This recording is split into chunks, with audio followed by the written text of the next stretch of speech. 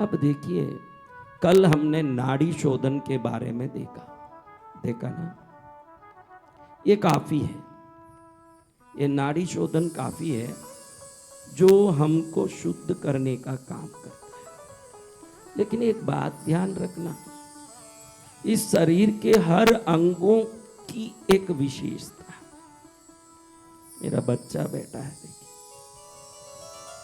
सब बैठे हैं, देखिए, ये गा रहा है। इस आवाज को हम बोलते हैं गले से निकलता है। हम क्या बोलते हैं? गले से। वोकल कार्ड भी है, उसमें हेड्स भी हैं। हेड्स, जितने हेड्स हाई होते जाते हैं उतना हमको सुनना मुश्किल है। कुत्ते देखो रात में इधर उधर भागते हैं, हमसे सूक्ष्म रूप से कुत्ते बिल्ली आवाज को सुनते हैं। बिल्लियां भूकंप आने के पहले इधर उधर अफरा तफरी करती है, इसलिए सनातन धर्म के शास्त्र में लिखा है कि बिल्ली आड़ी जाए तो तुम आगे मत जाओ। उसका अर्थ नहीं है कि बिल्ली कहीं आड़ी जाए तो आगे मत जाओ। बिल्ली प्रकृति से ही पृथ्वी के कंपन को पकड़ने की ताकत रखती है। पृथ्वी में क्या कंपन हो रहा, the vibration of the earth is easily catched by the cat. बहुत आसानी से पकड़ता है बिल्ली। जब वो किधर ही जाता है, देखो बिल्ली ममतामयी प्राणी है, जल्दी अपने यजमान का घर नहीं छोड़ता। वो कभी जाता है तो आपको बुद्धि लगाना कि अभी ये भोजन आहार ढूंढने जा रहा है, चूहा ढूंढने जा रहा है। जब वो घबरा के जाएगा तो आप पहचाना के घबरा के कारण जा रहा है।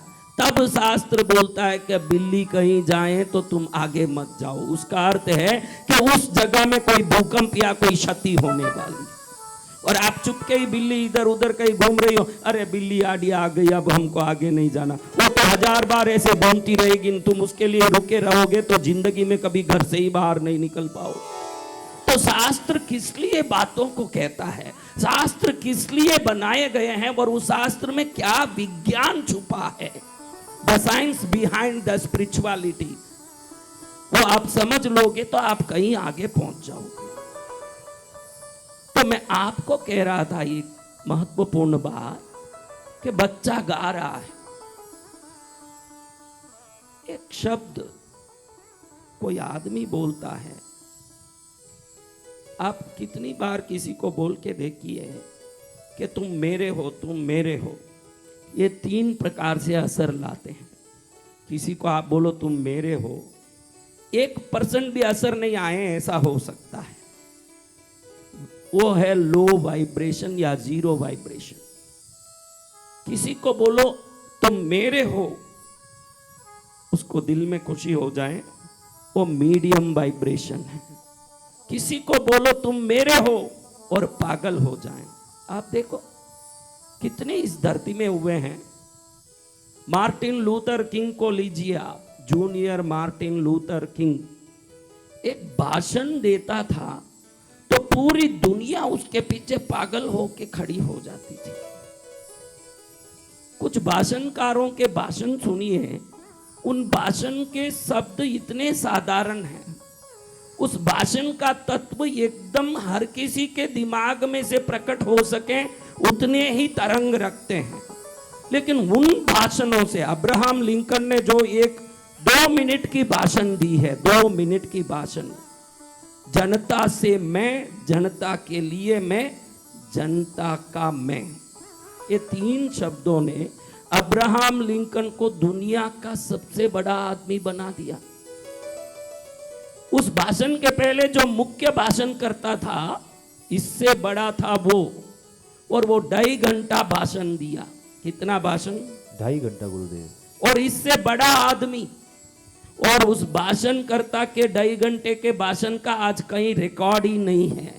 और अब्राहम लिंकन उसके बाद खड़े होके 2 मिनट के एक भाषण में जनता का मैं, जनता से मैं, जनता के लिए मैं, ये शब्द जोड़ के एक 2 मिनट का भाषण दिया।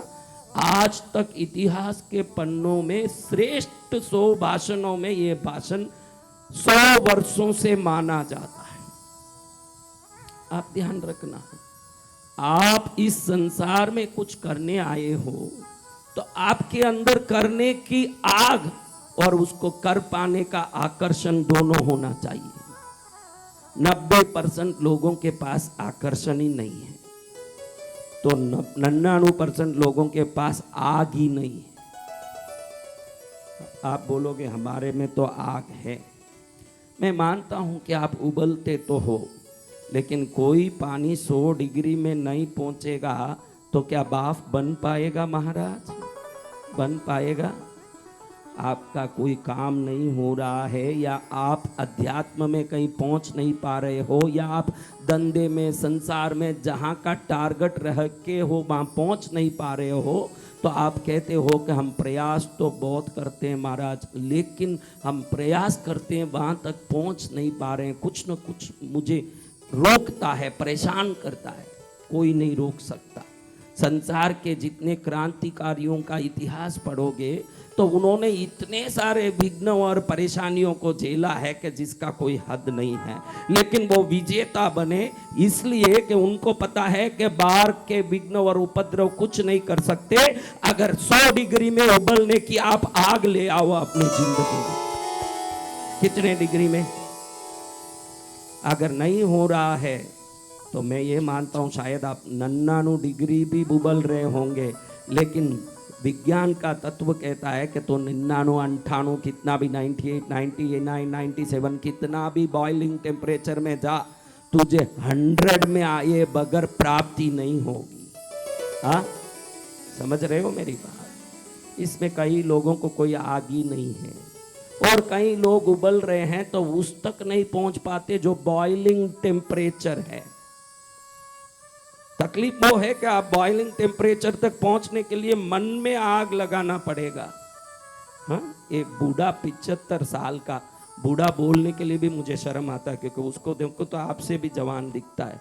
भारत में एक इलेक्शन के पहले 200 से ज्यादा रैली पूरा दिन घूम के कर सकता है, और हम 2 घंटा काम करके थक जाते हैं, और तीसरी बार वो प्रधानमंत्री बन के दिखा देता है कि मेरा बॉइलिंग टेम्परेचर कितना है, देखो दुनिया को दिखाता है। सत्य है गुरुदेव। हाँ, मेरा बॉइलिंग टेम्परेचर कितना है। ये मत सोचना कि कोई आदमी कुछ भी किसी को आकर्षित वशीकृत करके कुछ पाएगा। कोई भी आदमी मेहनत से ही पा पाएगा जो भी वो पाता है अपने जीवन में। आप लोग मेहनत करना, अपना जीवन का संकल्प बना लो कि भाई 100 डिग्री तक उबल के बाफ बन के ही रहूंगा, यानी अंतिम चरण तक मेरे सपने को देखो। जो नींद में सपने लेते हो ना, कि मेरे को नींद में बहुत सपने आते हैं कि मैं ये बन जाऊं, सोना दिखता है, घड़ा दिखता है। कई लोग बोलते हैं महाराज सपने में घड़ी घड़ी घड़ा दिखता है, कोई धन निकल सकता है क्या? मैं बोलता हूं मूर्ख, जो नींद में सपना देखता है वो सपना है, जो जागृत सपना देखता है वही जीवन में कुछ प्राप्त कर सकता है। जगे हुए ही सपना देख के भाई मुझे ये करके ही रहना है, मुझे ये पाक के ही रहना है, जब जगे हुए ही जाग जाएगा तेरा जीवन विजेता के पद को प्राप्त कर लेगा, वरना पॉसिबल नहीं। आपको उबलना पड़ेगा। क्या करना पड़ेगा? वो है नहीं मन में। कहीं अभी हमारी लीला जैसी बोलेगी कि मैं तो हाउस वाइफ हूं। क्या हूं? House wife. अपने लिए विकल्प ढूंढो। मेरी बेटी काम करती है, मेरा बेटा काम करता है, मेरे पति काम करते हैं, वो सब काम करते हैं। मैं घर में रसोई बनाने वाली एक गृहिणी स्त्री हूँ, मैं क्या कर सकती हूँ? अरे भाई पुण्यशाली, मैं कहना चाहता हूँ अगर तू गृहिणी है तो कोई कुछ पा रहा है तो कोई कुछ पा रहा है, तू घर में बैठी है, तेरे पास अवसर है घर में बैठने का, तो घर बैठे बैठे प्रभु को पाने का काम तू चालू कर। कुछ ना कुछ कर, लेकिन कर, खाली मत बैठ। मैं हाउस वाइफ कोई खाली बैठने के लिए नहीं है। परिवार का ध्यान दो, पति का ध्यान दो, बच्चों का ध्यान दो। बचा हुआ कोई तो समय होगा, उनको कह दो ये बचा हुआ समय मेरा है, इस समय में मैं अपना काम करूंगी। पति पैसा लेके आता है, बेटा प्यार लेके आता है, बेटी ममता लेके आ रही है, तो तू प्रभु को लेके आने का काम शुरू कर। तू कुछ भी कर सकती है अगर चाहे तो, बैठ मत। अगर ज्यादा समय है, हाउस वाइफ हूं, मुझे ज्यादा समय है, आ जा कृष्णगिरी में, गुरु के चरण में रहे। जो जिंदगी में कहीं भी नहीं मिला वो सुख ईश्वर के घर में जरूर मिलेगा। जिसको जहां नहीं मिला मिला हो।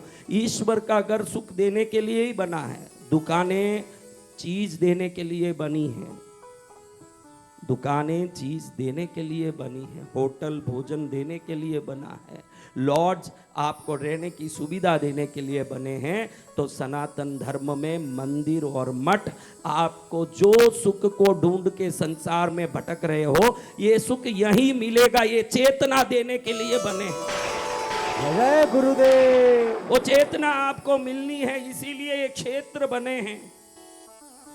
आप भाग्यशाली हो। आज तक मैंने मंत्र साधना के कई ज्ञान दिए हैं। पहली बार मैंने सोचा कि योग साधना का ज्ञान दूं, और भगवान जाने के क्या उद्देश्य लेके आप पहुंच गए कि योगा सिखाएंगे गुरुजी करके आ गए, या पता नहीं किस चक्कर में आए। क्योंकि मैं जिसको योग मानता हूं उसमें तो बहुत चीज़ों का त्याग करना पड़ता है। दो मार्ग है, एक तरफ अंबानी, अदानी, टाटा, बिरला सब हैं, वो एक मार्ग है। एक तरफ रामकृष्ण परमहंस, बड़े बड़े महापुरुषों, इस संसार में संत ज्ञानेश्वर जैसे महापुरुष हैं। ये जो मार्ग है ना, इसमें हाथ की पोटली की राई गिराती ही जानी पड़ती है। जब सब खाली हो जाता है हाथ की पोटली की राई, तो जो गठरी मिलती है वो मोक्ष है। और इस तरफ जितने गिरी हुई राई है ना, वो सब पकड़ के पोटली बनानी पड़ती है। गिरी हुई राई को पोटली बनाता है वो अंबानी अदानी है, और हाथ की पोटली को भी गिराते जाता है वो रामकृष्ण परमहंस। हाथ की पोटली को भी गिराते जाते हैं महापुरुष, और पूरा खाली हो जाता है तो पूरा मिल जाता है। यहां पूरा मिलता है ना, देखो बहुत बहुत ही सूक्ष्म फर्क है। इस संसार में जितनों ने जो पाया, टाटा, बिरला, अंबानी, अदानी ने, आप बोलोगे इनको पूरा मिला। आप क्या बोलोगे? यानी गिरी हुई हर राई को इकट्ठा करते करते अंतिम समय तक बहुत बड़ी गठरी बनाई। लेकिन ध्यान रखो सूक्ष्म फर्क, जिनको पूरा मिला उनको पूरा छोड़ के जाना पड़ा, और जिन्होंने पूरा छोड़ दिया उनको पूरा का पूरा मिल गया जो मिलना चाहिए। समझ रहे हो बात? जो पकड़ने जाएगा उसको भान ही नहीं है कि जो छूट जाएगा उसको मैं पकड़ रहा हूं, और जो छोड़ते जा रहा है उसको पूरा भान है कि इसको छोड़ दूंगा तो मैं पूरा का पूरा पा लूंगा। तो ये योग साधनाएं आपको पाने की शक्ति देती है, और मंत्र साधनाएं आपको राई इकट्ठा करने की शक्ति देती है। दोनों में दो शक्तियां हैं। लेकिन मैं पद्मावती, भैरव, लक्ष्मी की साधना कराता हूं, अच्छी तरह प्रज्ञा से जानता हूं कि ये पाने के बाद आपको छोड़ना पड़ेगा। लेकिन आज जो शिविर चल रहा है इसमें आपको छोड़ने के बाद बहुत कुछ मिलेगा।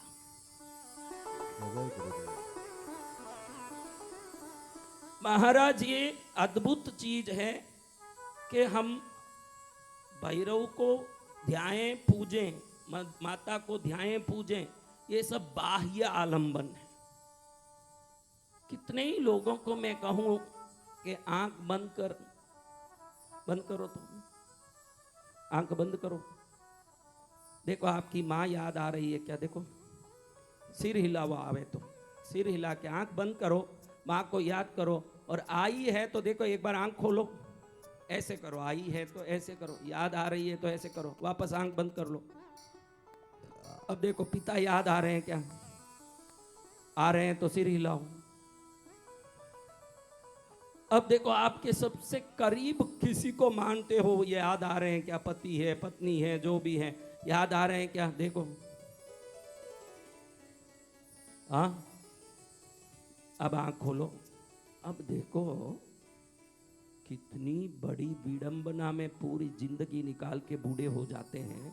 अब मैं बताता हूँ वो माया कि किस माया में आप पड़े हो। माँ याद आई क्या?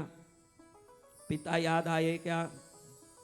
और जो करीबी हैं, जो करीबी, करीबी का कई प्रकार का रिश्ता होता है, किसी को कोई करीबी, किसी को कोई करीबी। आपको कोई करीबी तो याद आए हैं? आए क्या? अब देखो आप परेशानी में पड़ जाओगे कि जिंदगी कितनी बेकार की और उम्र बीत गया। देखो मैं एक आपको बताता हूं मजा। आंख बंद करो, बंद करो आंख, खुद को याद करो। देखो कहीं भी नहीं दिखोगे। आपने कभी खुद को देखा ही नहीं है, पूरी दुनिया को देख के जिंदगी बिगाड़ दी। मौत जब याद करेगी आपको, कब्र में चले जाओगे, लेकिन आपने अपने सिवाय सब कुछ पा लिया। अपने सिवाय सब पा लिया, लेकिन अपने को नहीं पा पाए। देखो याद आए बेटा, खुद दिखा, फिर क्या योग किया, क्या साधना किया, क्या साधना किया। जहां स्वयं का दर्शन नहीं होता है महाराज, आपको हाथ जोड़ के कहता हूं कि ये मनुष्य जन्म स्वयं को देखने के लिए है। जिसको छोड़ के जाएंगे उसको देखने के लिए नहीं है। जो पहले अपने शरीर को देखता है, फिर शरीर सवाल उठाती है, पता है मैं कौन हूं? देखो आप किसी भी व्यक्ति को देखते हो, आप देखते हो तो लगे कि इसको कहीं देखा है, फिर सवाल उठते ही लगे अच्छा ये तो मेरा वो आदमी है जिसके पास से किराना लेते थे, फिर इसने दुकान बंद कर दिया। अब कहाँ रहता होगा ये, क्या करता होगा? सवाल एक चेहरे को देखने के बाद हजारों उठने चालू हो जाते हैं। और आपने चेहरा ही नहीं देखा, इसलिए आपको अपने बारे में कोई सवाल ही नहीं उठा। जिंदगी भर में आपको कोई सवाल नहीं। कौन कौन था इसमें जिसको अपना चेहरा याद आया? वो हाथ ऊंचा करो। एक दो, एक दो, अब दो तीन तो नाटकीय हैं, चुप के हाथ उठाएं। राम जाने उनको क्या याद आ गया। कैसे याद आएगा? रोज दर्पण के सामने खड़े भी होते हैं। बहनें टिक्की लगाती है, बिंदी लगाती है, सिंदूर लगाती है, भाई लोग बाल संवारते हैं। ऐसा नहीं है कि हमने चेहरे को नहीं देखा। चेहरा देखना और चेहरे के अंदर झांकने में बहुत फर्क है। हमने सिर्फ चेहरा देखा इसलिए वो याद नहीं रहा। लोगों में झांकते रह गए इसलिए उनके चेहरे याद हो गए। वो कैसे हैं, ये कैसे हैं, वो क्या है, मैं कैसा हूं और मुझे कैसे होना चाहिए, ये विचार शुरू होता तो आपके चेहरे में आप घुस जाते न। एक दिन अंदर के परतें खुलती जाती, आपको मालूम पड़ जाता कि दुनिया का हर चीज छूटेगा और पकड़ना है तो मुझे संसार को, पत्नी को, बच्चों को, परिवार को नहीं, खुद को पकड़ना पड़ेगा और खुद को पकड़ के ही खुद तिर पाऊंगा। सब माया जितनी चाहे करो, लेकिन एक चीज गारंटी है कि उस माया का जो आलंबन से जिस वस्तु को, जिस व्यक्ति को आप चाहते हो, वो आपके लिए शाश्वत नहीं है। और जो शाश्वत नहीं है उसके पीछे पड़ता हो उससे बड़ा मूर्ख नहीं है। और जो शाश्वत है उसके पीछे अगर कोई पड़ जाता हो तो जो सदा रहना ही है उसको प्राप्त ही कर लेगा। क्योंकि आप वापस आज क्यों यहाँ बैठे हो मालूम है? आज आप सब क्यों बैठे हो? जन्म पहले भी लिए हो, तब भी आपने खुद को समझने की कोशिश नहीं की। पुनरपि जननम पुनरपि मरणम पुनरपि जननम पुनरपि मरणम पुनरपि जननी जठरे शयनम पुनरपि जननी जठरे शयनम। देखो माँ पद्मावती की सौगंध से बोलता हूं कि यहाँ आते समय ये शब्द बोलूंगा, ये जो अभी बात बोली है ये बोलूंगा, सोच के नहीं आया हूं। ये पद्मावती की सौगंध से जो बोल रहा हूं वो पद्मावती बोल रही है, ये ध्यान से सुनो। जय गुरुदेव। जो बोल रहा हूं ये पद्मावती बोल रही है। मैं बोलता तो प्रिपेयर करके आता, मैं कभी कोई चीटी वस्तु कोई लेके नहीं आता हूं। मेरे हाथ में कोई चीटी नहीं होती कि मैं क्या बोलूंगा। मैं कोई एक टुकड़ा लेके नहीं आता जिसको देख के पढ़ना। मेरे पास कोई टेलीप्रॉम्प्टर नहीं है। भगवती बोल रही है आपके लिए भाई कि आज बैठने का कारण है। आप सबको पूछता हूं, टट्टी पेशाब से ये कमरा भर दूं? हाँ, किससे? और टट्टी पेशाब ही नहीं, थोड़ा खून भी उसमें भर दूं, हाँ, और बिल्कुल जाली नहीं कहीं और खिड़की नहीं, हाँ, एक खिड़की नहीं, एक दरवाजा नहीं, दरवाजे भी चूना दिया, ईंटों से बंद कर दिया, चारों तरफ खिड़की भी नहीं, एक निकलने दरवाजा नहीं ना, श्वास लेने कहीं भी खिड़की नहीं, और अंदर एक लाइट नहीं, क्या नहीं, और लबालब मूत और मल से भरा है वो कमरा, हाँ, किससे भरा है? और मल मूत्र से भरे उस कमरे को तैयार आपके लिए करूं। किस लिए करूं? आपके लिए। और उसमें एक लाइट नहीं यहाँ, क्योंकि लाइट लगाने जितनी कोई जगह खाली नहीं है, पूरा मल मूत्र से भरा है। किससे भरा है? मल मूत्र से गुरुदेव। मूल मूत्र और नीन यानी खून। और इसमें आपको 10 महीना रख के दंड दूं तो कितना मजा आएगा आपको? बोलो कितना मजा आएगा? कौन कौन ये दंड लेने तैयार है? हाथ ऊंचा करो। दंड लेने तैयार हो? अरे ऐसा दंड क्यों लेते हो, पागल हो तुम। ये दंड नहीं लेना है, इसीलिए तो योग साधना करनी है। तो आदि शंकराचार्य कहते हैं कि पुनरपि जननम पुनरपि मरणम पुनरपि जननी जठरे शयनम। वापस उस जठर में जाना है जहां 10 महीने तक अंधेरी कोठी है, न खिड़की है न दरवाजा है, अंदर मल और मूत्र के सिवाय कुछ नहीं है। उसमें पड़े हो के ही तो बाहर निकलते हो। कितने जन्मों से इसमें पढ़ पढ़ के बाहर निकले हो। वापस उस पेट में जहां मल मूत्र भरा हुआ अंधेरी कोठी है, वहां नहीं जाना हो तो मात्र योग का अभ्यास ही आपको बचा सकता है उस कमरे में जाना, और कोई चीज नहीं।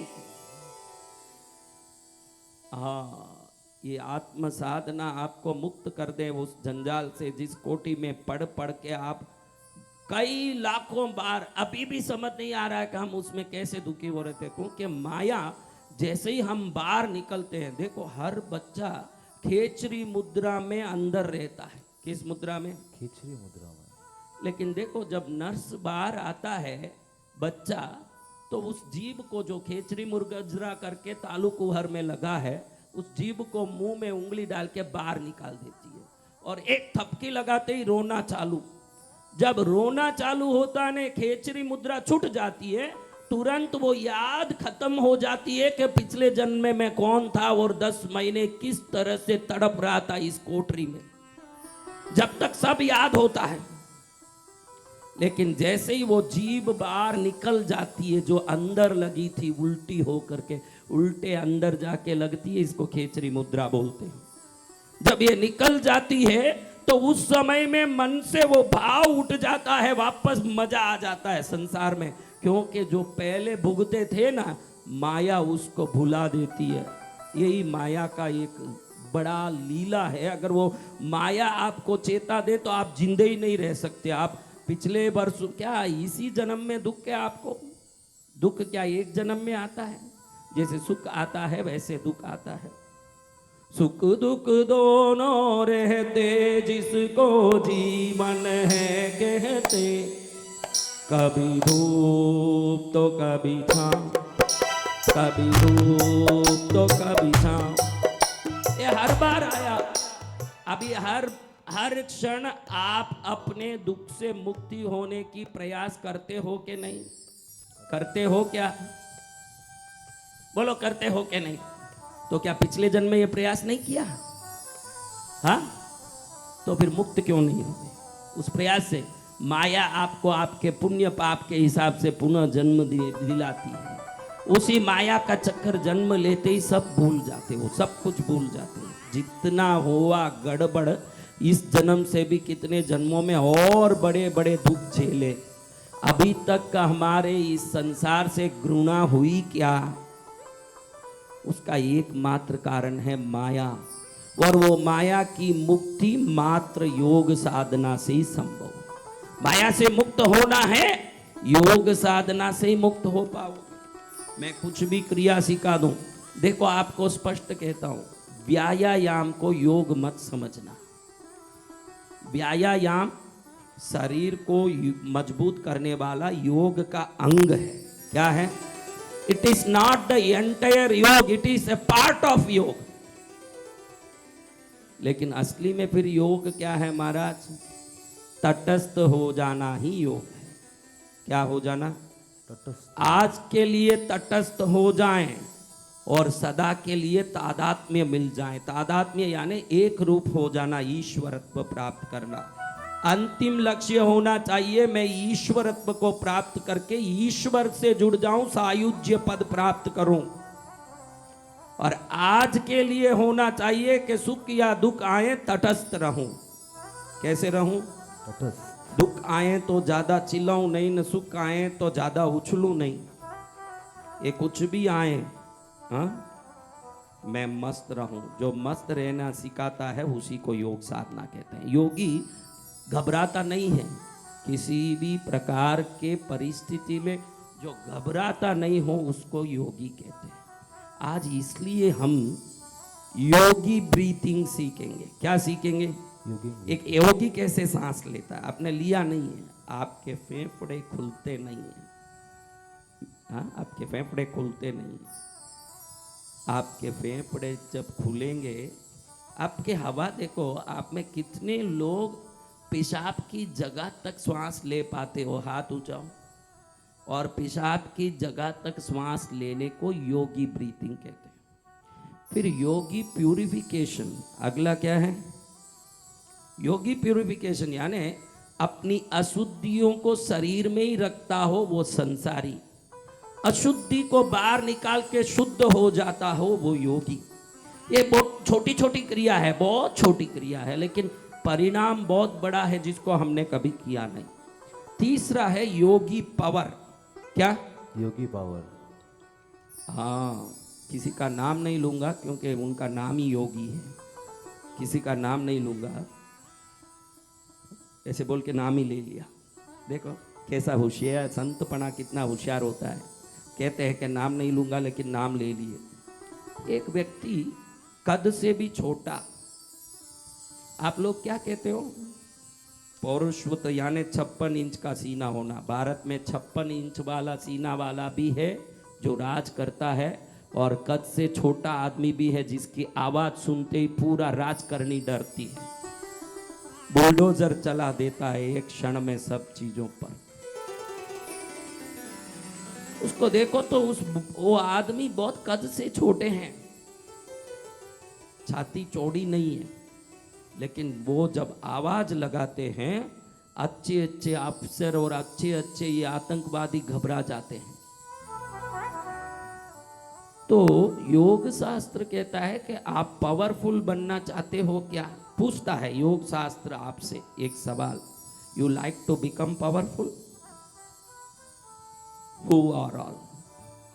कौन कौन? तो योग शास्त्र कहता है ये जो फेफड़े और हृदय की जगह है ना, ये हरदम कमजोर होते हैं, बलवान नहीं होते। आप एक बात समझना, उम्र बढ़ता जाता है। आपको एक बात पूछता हूँ, कोई घटना होती है तो जवान लड़के झट घबरा के आंख में पानी लाते हैं कि बड़े लोगों के आंख में जल्दी से घबराहट और पानी आती है? बताओ, जोर से बोलो। किसी बात पर भावुक जल्दी बड़े लोग हो जाते हैं कि किसी बात पर जल्दी भावुक जवान होते हैं? ये क्या दर्शाता है? कभी आपने सोचा ही नहीं। जैसे उम्र बढ़ता जाता है फेफड़े और हृदय कमजोर पड़ते हैं। रोना कमजोरों का काम है। हाँ, तो फिर ये बड़े लोगों में इतनी शक्ति कैसे आ गई महाराज? तो आपने फेफड़े चौड़े होने की, छाती चौड़े होने की जरूरत नहीं है। योग शास्त्र में पतंजलि कहते हैं कि अगर आपको शक्तिमान बनना है तो आपके गाल मजबूत होना चाहिए। कौन सी जगह? गाल। और ये जगह मजबूत होनी चाहिए जहां से आवाज निकलती है। देखो आप ध्यान रखो, मैं तो बलवान हूं, बहुत सरलता से समझाता हूं। मेरे पास शक्तियां सिद्धियां हैं, ऐसे मान लो मेरे पास कुछ नहीं है, उदाहरण के लिए बोलता हूं। मेरे पास बहुत शक्ति और सिद्धि है, ऐसे मान लो। लेकिन मैं अकेला बैठा रहूंगा तो आप लोग प्रसाद पाने के चक्कर में मेरे को धक्का मार देते हो कि नहीं? बोलो, धक्का मारते हो कि नहीं? अब उस धक्के से बचाते कौन है मुझे? बताओ वो कौन है? हाँ, ये दो बाउंसर खड़े हैं। कौन खड़े हैं? बाउंसर। हाँ, ये पकड़ लेते हैं दोनों तरफ से कि कोई ऊपर ना पड़े। ऐसे तो भगवान ही बचाते हैं, आपका जवाब सही है, लेकिन फिजिकली कौन बचाते हैं भाई? बाउंसर गुरुदेव। हाँ बेटा, तुम गए नहीं खाने, जाओ खा के आओ। खा लिया, वापस आ गया, बहुत जल्दी आए। हाँ, तो बेटा ये लोग मुझे बचाते हैं। तो जो एनर्जी है ये नाक से नहीं जाती बाहर, क्योंकि नाक से तो अशुद्धि जाती है, कार्बन डाइऑक्साइड। तो एनर्जी सदा मुंह से जाती है, इसलिए ज्यादा बात मत करो बोलते हैं। आपकी ऊर्जा जो इकट्ठा होती है वो मुंह से ही जाती है। इस संसार में कैलोरीज को अगर बर्न करना हो तो सबसे इजी तरीका है कि बातें करो। इसलिए औरतों में शक्ति कम होती है, माफ करना। औरतों में शक्ति कम इसलिए नहीं होती कि वो स्त्री है, वो ज्यादा बातें करती है, इसलिए शक्ति को व्यय कर देती है। जो स्त्री मुंह बंद करके अपने काम में लगेगी वो निश्चित झांसी रानी ही होगी, ये लिख के रखना। वो काम में दिमाग लगाएगी, बात में दिमाग लगाएगी, वो तो राम जाने। तो आप देखिएगा मेरी एनर्जी यहाँ से वोकल कार्ड से होके निकलती है, तो एनर्जी सेवर है ये दो बाउंसर। कौन है? मैं बीच में हूं, लेकिन मुझे बचाते कौन है? तो आपकी जिंदगी में पूरी जितनी शक्ति आपको मिलनी चाहिए वो ये जगह से ही मिलती है। मैं यहाँ हूँ और ये बाउंसर दोनों यहाँ है। तो योग शास्त्र कहता है कि एक छोटी सी क्रिया से अगर इस जगह को मजबूत कर लोगे, इस संसार का कोई भी आदमी आपको हरा नहीं सकेगा, क्योंकि आपके आवाज में, आपकी दृष्टि में, आपके चाल चलन में वो तरंग आ जाएंगे जिसको देख के दुनिया को झुकना ही पड़ेगा। इसको योगी पावर क्या कहते हैं? योगी पावर। योगी पावर। पहला है योगी ब्रीथिंग। पहला क्या है? योगी ब्रीथिंग। दूसरा क्या है? योगी पावर। योगी प्यूरिफिकेशन। तीसरा क्या है? ये तीनों आज सीख लेंगे। आपको कल से क्रम से यही करना है। पहले हम नाड़ी शोधन के बारे में थोड़ा देख लेते हैं कि आखिर करना क्या है। फिर शून्य ध्यान का शुरुआत कल मैंने बताया था कि हम अपना नाम, अपने गोत्र या जो उपनाम है उससे शुरू करके एक एक को डिलीट कर देंगे। उसके बाद गुपचुप बैठ जाएंगे। आप गुपचुप बैठोगे, कोई ना कोई विचार आके आपको मारेगा। ये विचार श्वास लेने के कारण आ रहा है, और मनुष्य जीवित है तो श्वास ले पाएगा। ये जो जितने भी जल में समाधि में 15 दिन बैठते हैं, 2 महीना बैठते हैं हठयोगी, वो श्वास को कुंभक में रख के बैठ जाते हैं। इसलिए उनके अंदर ना तो विचार होता है, न जीवन जीने की शक्ति का व्यय होता है। वो प्राण को कुंभक में रख के 2-2, 3-3 महीना बगैर श्वास उच्छ्वास के बैठे रहते। और जब आप प्राण को ऊपर नीचे लेते जाओगे तो जरूर कोई ना कोई विचार आएगा। तो कल गुरुवार है, तो गुरुदेव कल आपके लिए वो विचारों को रोकने की और स्वयं में बलवान होने की दिव्य बीज मंत्र की कल एकांत में दीक्षा देंगे। क्या करेंगे? एकांत में दीक्षा। जब वो एकांत दीक्षा हो जाएगी, जब भी विचार आए वो बीज मंत्र से, जैसे कुत्ता घुस गया एक लकड़ी से मार के भगाते हो ना, मेरे बीज मंत्र की लकड़ी से विचार को मारोगे तो वो ऐसे भागेगा कि वापस नहीं आएगा। फिर आप शून्य ध्यान में बैठे रहोगे, आप भी योगी होने के प्रथम सीढ़ी में कदम रख दोगे। कल से आपको योगी होने का सुंदर अवसर प्राप्त होगा। देखो महाराज, एक छोटा बच्चा है, बर्थ सर्टिफिकेट में उस बच्चे का जेंडर पूछा जाता है कि भाई ये बच्चा है, बच्ची है। तो छोटा बच्चा जन्म लिया होने से आप क्या उसका जेंडर को आप नकार सकते हो, वो आज ही जन्मा है, लेकिन बर्थ सर्टिफिकेट में हम उसको मेल तो लिखेंगे ही ना। हाँ, जन्मा है तो भी मेल ही है, न बूढ़ा हुआ तो भी मेल ही है, तो सिद्धि पाया तो भी योगी ही है, न शुरुआत किया तो भी योगी ही। जय गुरुदेव। जो शुरू कर दिया वो योगी है, और पहुंचेगा तो भी योगी ही है। तो आप भी सब योगी हो, आपको प्रणाम मेरा। सब हमारे ऐसे कहते हैं कि छोटे छोटे उम्र में कोई योगी बन जाते हैं, तो हमारा भारत सनातन परंपरा उनको बाल योगी कहता है। क्या कहता है? बाल योगी। लेकिन मैं उसको नहीं मानता। कोई उम्र से योगी नहीं हो सकता, अवस्था से ही हो सकता है। अगर अवस्था से कोई छोटी उम्र में बहुत बड़ा सिद्धि अनुभव पा चुका है, फिर हम उसे बाल योगी मेरे अनुभव से नहीं कह सकते, क्योंकि वो महायोगी है।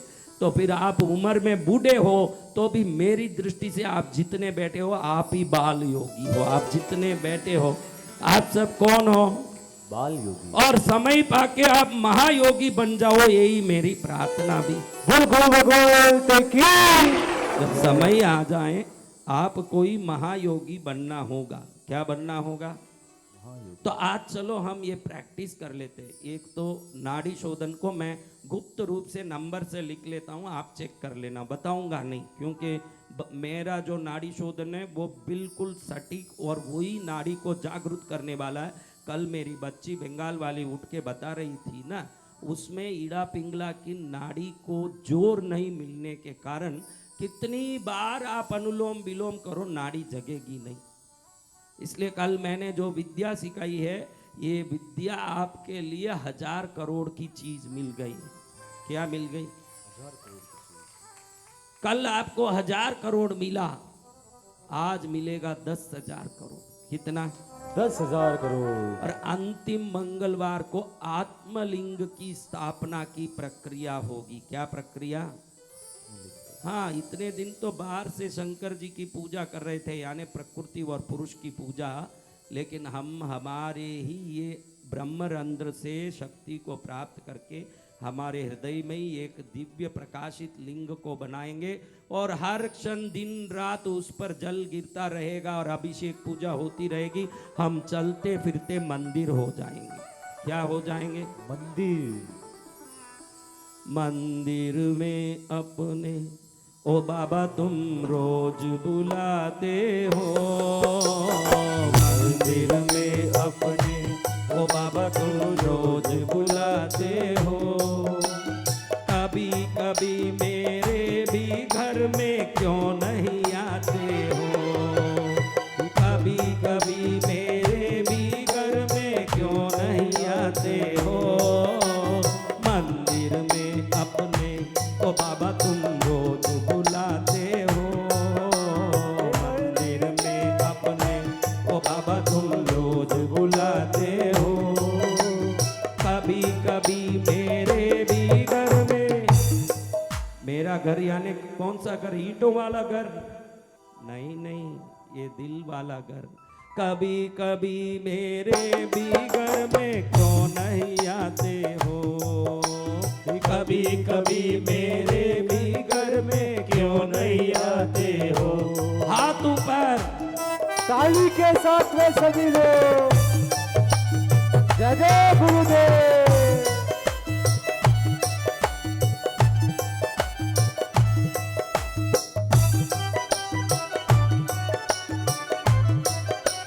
जय हो।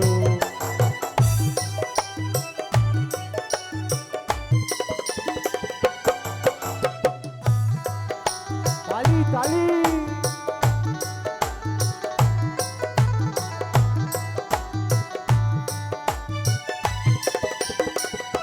तुम्हारे भक्त है ज्यादा, तुम्हें फुर्सत नहीं होगी। तुम्हारे भक्त है ज्यादा, तुम्हें फुर्सत नहीं होगी।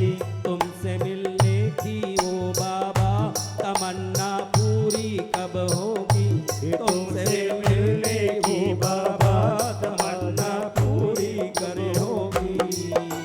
रह रह कर हमको, रह रह कर हमको ओ बाबा तुम क्यों सताते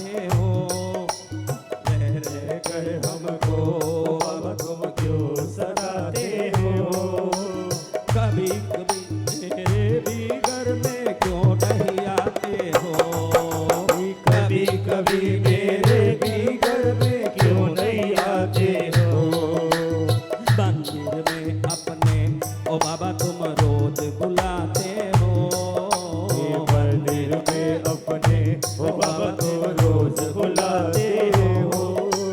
कभी कभी मेरे भी घर में क्यों नहीं आते हो। कभी कभी मेरे भी घर में क्यों नहीं आते हो। तो आज कितने लोगों ने प्रक्रिया की, सुबह में किया, आसन भी किया। क्या आसन, आज क्या क्या आसन किया?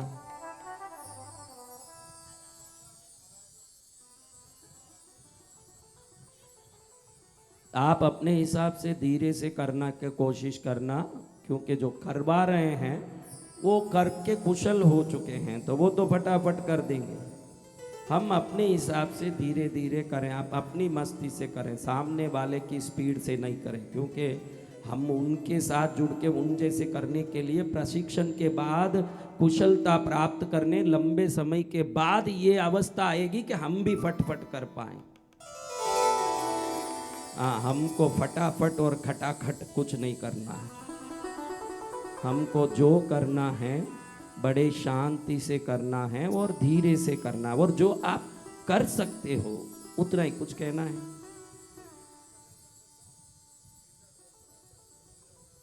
बिल्कुल कर सकते हैं, हमको करना चाहिए। शीर्षासन देखो, प्रकृति ने बड़ा एक हमको शक्ति दिया है। मनुष्य शरीर निश्चित शीर्षासन का अभ्यास प्राप्त करने के लिए है। इस अभ्यास से शक्ति आती है एक दृढ़ तत्व की। कैसे?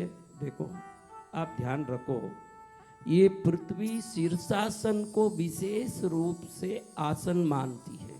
ये सनातन धर्म योग अभ्यास में शीर्षासन का बड़ा महत्व है। कैसे?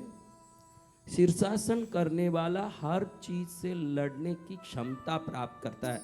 साधु जी ने पूछा, इसलिए मैं ये बात बता रहा हूँ कि आप ध्यान रखो कि ग्रेविटी फोर्स का अपना खुद का एक लॉ है, एक विधि है भू आकर्षण शक्ति की। इस संसार में कोई भी चीज नीचे डालो ऊपर से, वो नीचे ही आएगी। आज तक आपने कोई चीज नीचे से ऊपर जाते देखा है क्या? हाँ, लेकिन शीर्षासन करो, शरीर नीचे कर लो, पैर ऊपर कर लो और एकदम व्यवस्थित हो जाओ। अब एक केला छील लो, मुंह में डालो, ऊपर चढ़ने लगता है। ईश्वर ने मनुष्य शरीर को भू आकर्षण के विरुद्ध बनाया। संसार में ग्रेविटी कहीं काम नहीं कर सकती हो तो वो ह्यूमन बॉडी है, और वो सिर्फ शीर्षासन से निरूपित होता है। वो सिर्फ ह्यूमन बॉडी है जो भू आकर्षण से विरुद्ध काम करता है। कुछ भी कहीं भी डालो, देखो तिर्यंश प्राणी हैं जितने भी हैं धरती में, वो तिर्यंश कुछ भी डालते हैं तो ऐसे जा सकता है। कैसे जाता है? इसलिए उन सब के खाने की नली को भगवान ने थोड़ा ऐसे रखा है, उस लोभ से वो ग्रेविटी काम कर सके। गाय को देखो आप, गाय के मुंह से ऊपर निकल के जो चीज जाती है, थोड़ा देखोगे तो रीढ़ की हड्डी झुक के स्वर्ण नाड़ी नीचे होती है, गुदा थोड़ी नीचे होती है, तो गुदा से निकल जाता है खाया हुआ कचरा, और पेट नीचे होता है। किसी को भी ग्रेविटी के अनुसार काम करना ही पड़ता है, ग्रेविटी के रूल पर चलना पड़ता है। मनुष्य शरीर एक ही है कि आप उल्टे होकर के कुछ भी पेट में डालोगे, ये शरीर का यंत्र उसको ऊपर चढ़ाता है। समझ रहे हैं? तो इस दिव्य शरीर को लेके जितनी चीज़ों को आप पा सकते हो, मेरे पास तो ऐसे शिविर 100 बार करूं तो भी हमको पता नहीं कि हम अंत में योग की स्वायुज्य को प्राप्त कर पाएंगे कि नहीं, क्योंकि इतनी चीज़ें हैं, क्या सीखें क्या छोड़ें। लेकिन अब हम अभ्यास शुरू करते हैं। एक तो हमारे को पहले नाड़ी शोधन करना है, फिर शून्य ध्यान करना है। क्या करना है? शून्य। तो इसके बीच में क्या क्या करना है वो चीज़ें यहाँ सीखनी है। सिंपल में 3 चीज़ें लिख लो। ये सब लाइव में सभी जितने मेरे प्यारे भक्त देख रहे हो, आप भी अपने घर में करके इन सभी चीज़ों का आनंद ले सकते हो, क्योंकि ये चीज़ें आपके जीवन में निश्चित विकास प्रदान करेगी। देखो, पहले हमने नाड़ी शोधन कर लिया। क्या कर लिया? नाड़ी शोधन। तो पहले नाड़ी शोधन हो गई आपकी। नाड़ी शोधन यानी शरीर के तत्वों की अशुद्धि की शुद्धिकरण और कर्मों के अशुद्धियों की शुद्धिकरण, दोनों एक साथ होता है। उसको क्या कहते हैं हम, ये करना ही लीला, ये सब रोज करना, हाउस वाइफ हो सब करने वाले करेंगे, हमको तिरना है। इसी जन्म में ना मिले, कब मिलेगा? अपने अपने कर्मों का फल सबको मिलता। गाने के लिए बहुत है, गाने के लिए बजाने वाले भी सर्वोत्तम हैं। ये सब एक्चुअली कल्याण जी आनंद जी म्यूजिक में होना चाहिए था, यहाँ आए हुए ऐसे हैं। फिर गाने वाला तो ये अगले पिक्चर में रिलीज हो रहा है, ये हंसराज रघुवंशी का भाई है। तो अभी देखो मेरे बच्चों, क्रम से कल क्या करना है, कल क्रम से आपको क्या करना है ये बता रहा हूं। क्या करना है क्रम से? देखो पहले नाड़ी शोधन किया, सुबह खाली पेट आके कर रहे हो ना सब, कि सुबह सुबह ही ठोकने जा रहे हो कुछ माल, हाँ खाली पेट करना।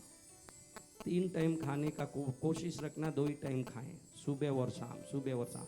दोपहर का स्किप करना जिससे हम कुछ अच्छे से कर पाए। ये ध्यान रखना, हो सके, मैं तो भरपूर रखता हूँ खाना, आप ध्यान रखना। इस तीर्थ में 365 दिन जो भोजन चल रहा है ये निशुल्क ही बांटा जाता है। कोई भी आए तो सिर्फ आपके लिए नया खाना नहीं बन रहा है। लाख आए, 10 लाख आए, 5 लाख आए या 50,000 आए, 365 दिन तीनों टाइम भोजन, चाय, दूध सब इस तीर्थ में निशुल्क ही दिया जाता है। हाँ, आपका सहयोग चाहिए कि आप कितना राशन दोगे, कितना सहयोग करोगे, क्योंकि मुझे खिलाने की इच्छा है, लेकिन मैं संत कहाँ व्यापार करूँ, न किससे मांगूँ। आप लोग सहयोग करोगे तो ऐसे काम बहुत चलेंगे। देखो साधुओं की विडंबना है, मैं घी के लिए मांगता हूँ, हवन के लिए मांगता हूँ, उस समय में मन में कचोट आता है, मेरा बाप करोड़पति व्यापारी और मुझे इन संसार से मांगना पड़ा। तो सनातन धर्म कहता है कि तू साधु बना है तो तुझे मांग के ही पलना पड़ेगा। तू साधु बना है तो मांग के ही पलना पड़ेगा। बाकी ये व्यापारी शरीर, खून, किसी व्यापारी का बेटा बना हुआ शरीर जल्दी मानता नहीं है कि मांगना है। लेकिन क्या करे, विडंबना है कि हम जैसे लोग मांगेंगे नहीं तो लाखों लोगों को यहाँ मिलेगा नहीं, क्योंकि लाखों मुंह खाने तैयार है, मांगने के लिए सिर्फ ये 2 ही हाथ हैं। मांगने के लिए ये सिर्फ 2 ही हाथ है, खाने के लिए या लाखों मुंह आते हैं। उन लाखों मुंह, लाखों उदर की पूर्ति होनी है तो ये 2 हाथ को तो आगे आना ही पड़ेगा, तभी ये सब काम हो सकते हैं, वरना कुछ भी संभव नहीं है। ध्वजा आ रही है, गुरु पूर्णिमा आ रही है, सावन का महीना आ रहा है, कथा चलेगा, लोगों को मालूम नहीं पड़ता, उनको मालूम पड़ता है कि हमने कितने रुपये भरे। अरे भाई तू कितना रुपया भरा उसको गिन। ये 2 बाउंसर ही महीने का 75,000 पगार लेते हैं। हाँ, ये कैमरामैन 3 खड़े हैं जो 1.5 लाख रुपया लेते हैं, वो लाइव में बैठा है बच्चा, ये साउंड वाला लाखों रुपया लेता है। ये जितने लाइट यहाँ जल रहे हैं ना, उसके लिए हजारों लीटर डीजल का जनरेटर बाहर भाड़े में चल रहा है और आप अंदर बैठ के हवा और लाइट पा रहे हो, जिसके वहाँ जनरेटर चल रहे हैं। बाहर बहुत सारे लाइटें लगी है जो रात भर कई जनरेटर चल के रोशनी देते हैं। पूजा करानी है कितनी, हम देखो सुबह में आप लोग ऊपर आए साधना कक्ष में, 40 जगह नैवेद्य चढ़ाता हूँ रोज। आपको बता दूं, विश्व का एक ही तीर्थ है जहाँ स्वयं के खर्च से 84 जगह में पूजा होती है। विश्व की एक ही तीर्थ है जहां 40 दीपक अखंड जलते, पूरे विश्व के। कोई ज्योतिर्लिंग नहीं, कोई शक्तिपीठ नहीं, कोई दुनिया का मंदिर नहीं, कृष्णगिरी तीर्थ है जहां 40 अखंड दिए घी के जलते 24 घंटे 365 दिन। और इतनी पवित्र व्यवस्था है कि ये बच्चा अभी 2 बार मेरे पास आया ना, इसलिए नहीं आया कि कोई खुशबुश करना है। कल आपसे लिए हुए घी के पैसे कितने थे, उसमें कितने लीटर घी आएंगे और कहाँ लगेंगे, ये बताने के लिए मेरे पास आया था। इतनी चुस्त व्यवस्था है। अब महाराज चलो हम शुरू करते हैं कुछ बातें। देखो मैं आपको समझा रहा हूं, आप लिख लेना, मैं जब बोलूं तब। अभी देखना है, नाड़ी शोधन आपकी खत्म हो गई। नाड़ी शोधन खत्म होने के बाद आपको इस संसार को भी मजबूत करना पड़ेगा। ये संसार जब आपका मजबूत नहीं होगा तो परलोक प्राप्ति नहीं होगा। जो स्वयं में शक्तिमान नहीं है वो ईश्वर को नहीं प्राप्त कर सकेगा। देखो मैं एक उदाहरण बताऊं कि यहाँ जाला लगा है, जाले लगे हैं। जो एक जाले की जो सफाई की आती है डंडी, उसको लेके ये जाला निकाल नहीं सकता है, वो कूद के क्या वैकुंठ पर पहुंच सकेगा? जो घर के जाले को निकालने की शक्ति नहीं रखता हो वो कूद के वैकुंठ पर नहीं पहुंच सकता। वैकुंठ पर पहुंचने के लिए मजबूत मन, मजबूत शरीर और मजबूत कामना भी होना जरूरी है। ये कब होगा महाराज? देखो अब मैं जो जो बोलूं वो लिख लो, ये सब करना है आपको। पहले देख लो, मुझे देख लो, देखोगे तो लिखोगे ना। फर्स्ट आपको श्वास को नीचे तक ले जाना, लेकिन अभी आज तक किया ही नहीं तो आपके यहाँ तक की श्वास चलता है। इससे क्या होता है? नीचे हवा नहीं जाने से घुटने दुखते हैं, उम्र होते ही घुटनों में दर्द आता है। आजकल जवानों के भी, कल देखा छोटा सा लड़का, कल जो था 12वीं पढ़ रहा है, उसका घुटना दुखता है। हाँ, कल ठीक किया हमने, वो 12वीं पढ़ने वाला लड़का, तो उसको घुटना दुखता है। इसका कारण क्या है? बहुत ब्रीथिंग लाइट है। क्या है? ब्रीथिंग लाइट है। यहाँ तक की है। तो क्या होता है? फेफड़े के इस जगह में बैक्टीरिया क्रिएट होते हैं, क्योंकि हवा जाएगी, ऑक्सीजन जाएगा तो अच्छे से रहे हुए टिश्यूज और सेल्स को बल मिलेगा। तो अंदर हवा जाते ही पूरी कोठरी से लेकर के ऊपर के भाग तक को आरोग्य मिलेगा। आपको वो आरोग्य नहीं है। सब चेहरा देखता हूँ, मैं ढूंढता हूँ चेहरों को, मेरा स्वभाव है, मैं ढूंढता हूँ कि कोई ऐसा चेहरा मिल जाए तो तेजस्वी मिले, जो तेजस्वी हो, कोई तेजस्वी दिखे जो भविष्य में मेरे लिए काम आ सके। माफ करना, कोई तेजस्वी नहीं दिखते। अब आपको इसका कारण बताता हूँ कि आप एक चीज को नहीं जानते हो कि किसको कहाँ से कनेक्शन है। आप देखो, ये शरीर हर जगह से कनेक्टेड है। अगर आप योग रहस्य को नहीं समझते हैं तो मैं आज समझाऊं। देखो, नीचे हवा जाती है कि नहीं? नीचे हवा जाती है, जाती है हवा। तो ऊपर हवा जाती है, यानी ये शरीर क्या कहता है?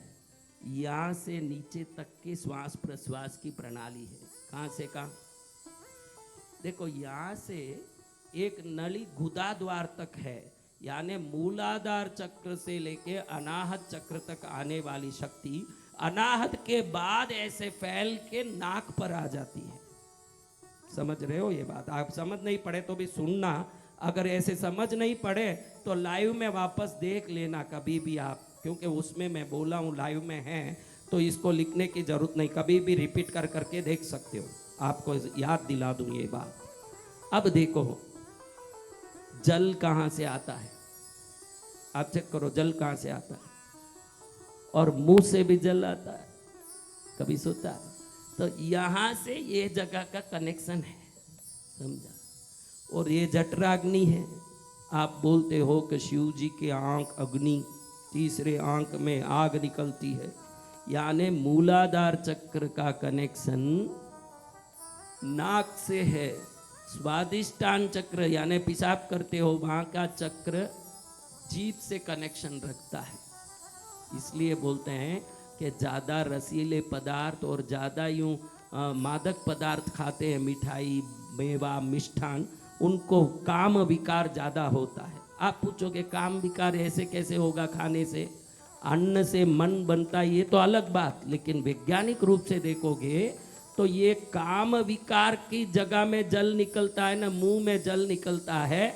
इधर कुछ भी डालोगे तो इसमें पावर आएगा, तो इसको संभाल के चलना। इसलिए साधुओं के लिए नमक ज़्यादा नहीं, मिर्च ज़्यादा नहीं, संत की तरह रहने की वृत्ति रखें, मादक पदार्थ नहीं खाएं। क्यों रहस्यमय रूप से ये कहा, आज मैं आपको बता रहा हूं कि भाई इसका कनेक्शन इधर से है। अगर इसको नियमित करना चाहते हो, संयमित करना चाहते हो, तो इसको तो कर ही नहीं सकते हो, वो कुछ चलता है। इसको कर दो, वो शांत हो जाएगा। इसको संयमित कर दो, ये शांत हो जाएगा। और इसको संयमित कर दो, ये शांत हो जाएगा। क्योंकि इधर भी अग्नि है, इधर भी अग्नि है। ये सूर्य है, ये चंद्र है, ये अग्नि है। सूर्य चंद्र अग्नि, अग्नि इधर है। सोलार प्लेक्सस ही इंग्लिश में नाम है, सोलार प्लेक्सस, ये इधर है। ये सूर्य है, ये चंद्र है, ये अग्नि है। और यहाँ अग्नि है, यहाँ भी अग्नि है। इस अग्नि को मंद करोगे तो ये चीज घड़ी घड़ी गलत चीजों को नहीं देखेगा। ये सब कनेक्टेड है। आज इन सब को एक रूप करके एक वो ताकत लानी है। संसार में भी यशस्वी बन के आपको सर्वोत्तम जीवन जीना है, और अंत में नारायण के चरण का भी स्थान प्राप्त करना है। वो शक्ति कैसे मिलेगी? मैं वो ढोंगी प्राणायामों को नहीं मानता भाई। मैं किसी भी ये प्राणायाम को कर लो, मैं कितने ये प्राणायाम करे हुए लोगों को देखता हूँ, उनको पूछता हूँ कि तुझे तेरा चेहरा याद आता है क्या? क्योंकि अन्नमय कोश के अंदर गया ही नहीं है, प्राणमय कोश तक स्पर्श ही नहीं हुआ, तो खुद का चेहरा कहाँ याद आएगा? पत्नी याद आएगी, बेटे याद आएंगे, बेटी याद आएगी, संसार याद आएगा, खुद कहाँ याद आएंगे महाराज?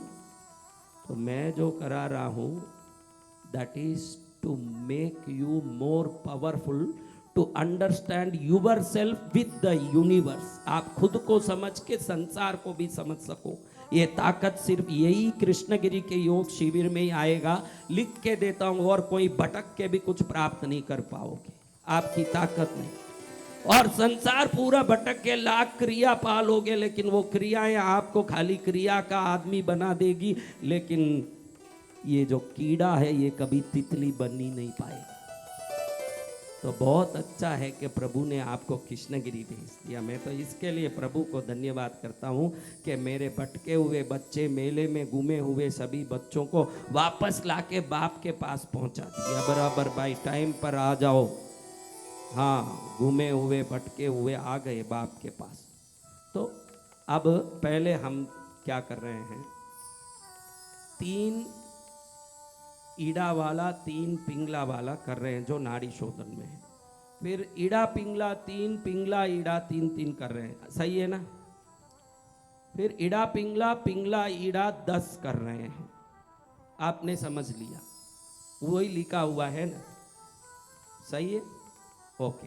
अब क्या कर रहे हैं, हमारा जो उदर विधान, यानी ये अच्छा खुले, योगी यानी कौन है?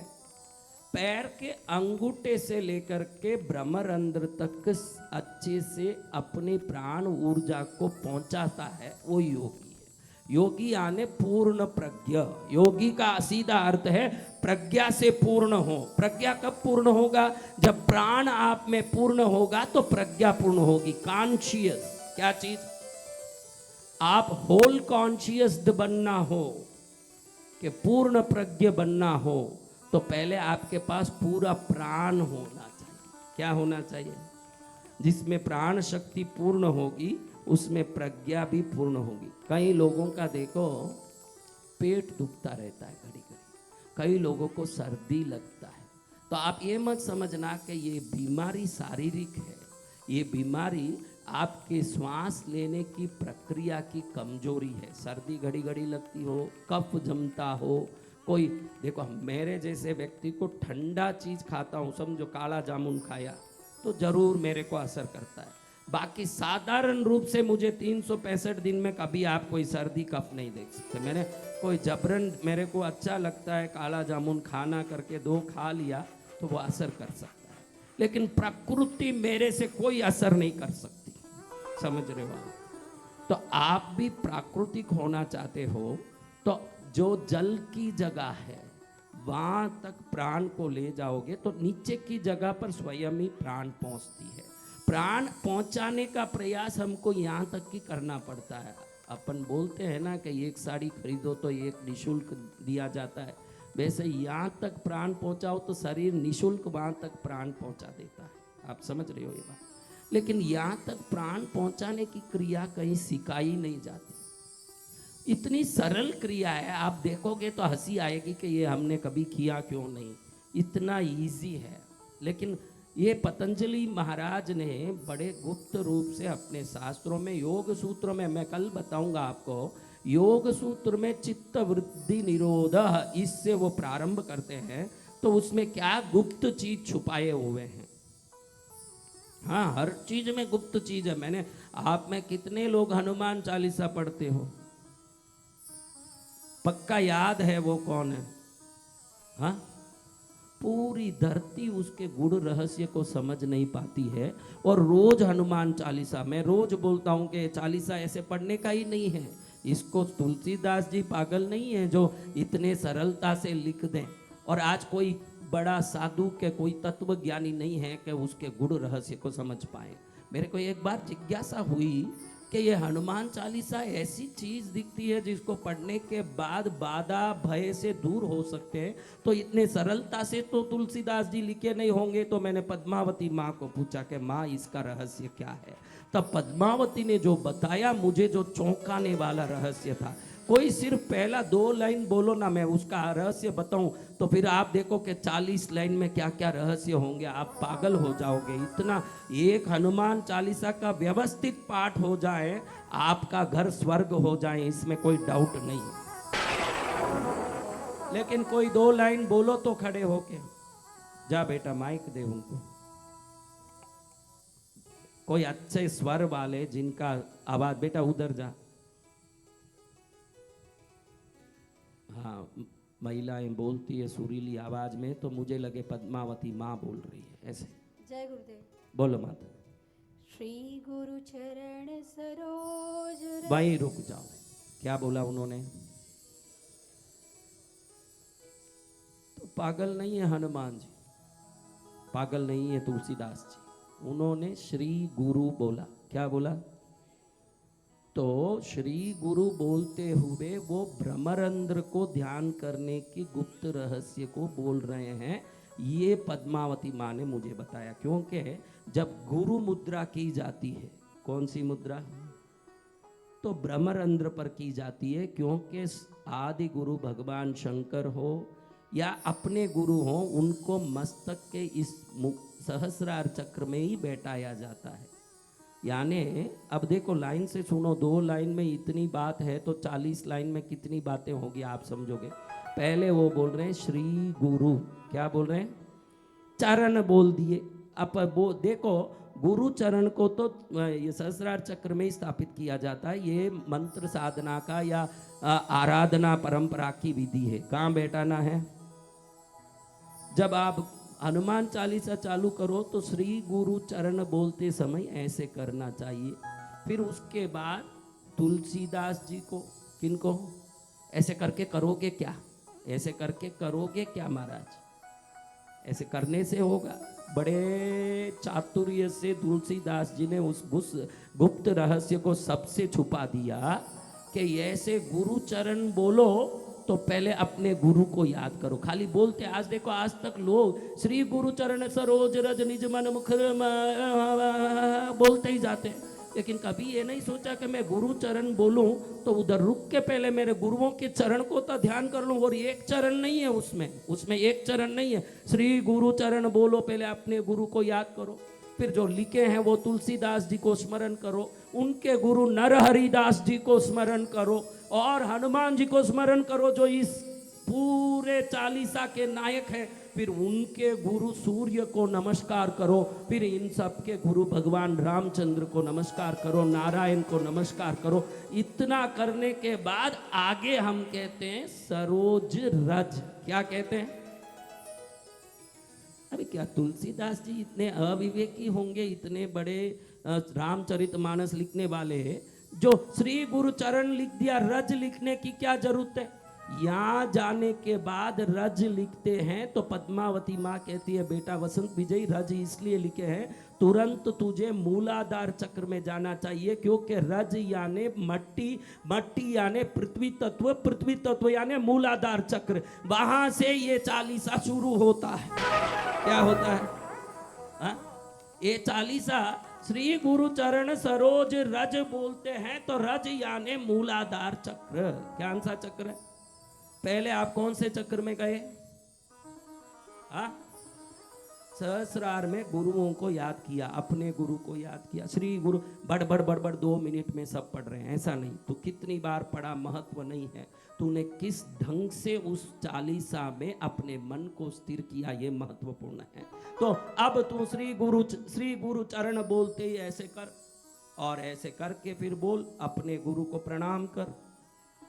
तुलसीदास जी को प्रणाम कर, उनके गुरु नरहरिदास जी को प्रणाम कर, हनुमान जी को प्रणाम कर, उनके गुरु सूर्य को प्रणाम कर, इन सब के ऊपर रामचंद्र जी को प्रणाम कर, और रामचंद्र जी जिस मूल रूप से प्रकट होके आए हैं उस नारायण जी को प्रणाम कर।